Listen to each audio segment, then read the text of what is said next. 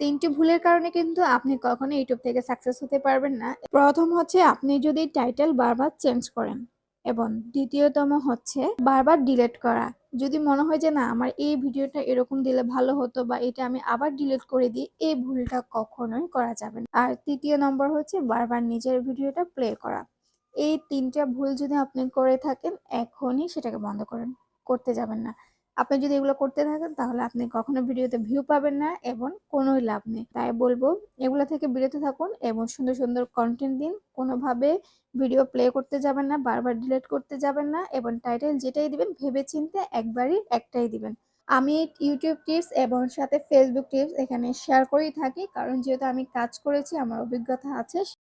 আমি চাই আমি যে ভুলগুলা করেছি আপনারা যাতে সে ভুল না করে সুন্দরভাবে শুরু থেকে যাতে সবকিছু নিয়মগুলা জেনে কাজটা করেন, তাহলে আপনি খুব দ্রুতভাবে এখান থেকে সাকসেস হতে পারবেন।